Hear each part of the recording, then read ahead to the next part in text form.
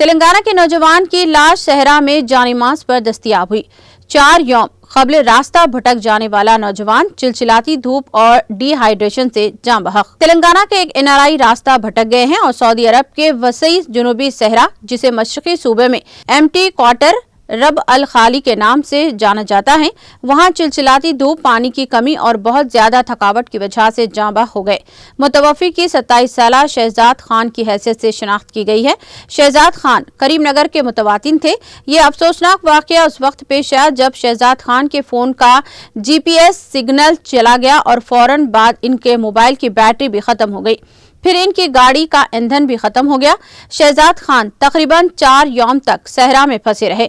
ان کی اور ان کے ساتھی کی نعش جمعرات کو ان کی گاڑی کے قریب ریت کے ٹیلوں پر جانماز پر دستیاب ہوئی۔ ذرائع کے مطابق شہزاد خان گزشتہ 3 برسوں سے سعودی عرب میں ٹیلی کمیونیکیشن مینٹیننس کمپنی میں کام کر رہے تھے۔ وہ اپنے ساتھی سوڈانی شہری کے ہمراہ کام پر گئے تھے، تاہم یہ دونوں راستہ بھٹک گئے اور صحرا میں پھنس گئے۔ تقریباً 650 کلومیٹر پر محیط صحرا دنیا کے ویران اور خطرناک صحراؤں میں سے ایک ہے۔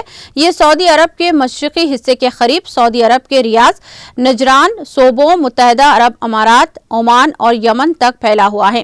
اس وسیع ریگستان میں کاروں کی خرابی، موبائل سگنلز کام نہ کرنا، دیگر مسائل کے باعث پھنس جانے والے افراد مشکلات کا شکار ہو جاتے ہیں اور چلچلاتی دھوپ میں پانی کی کمی کی وجہ سے ان کی اموات واقع ہوتی ہیں۔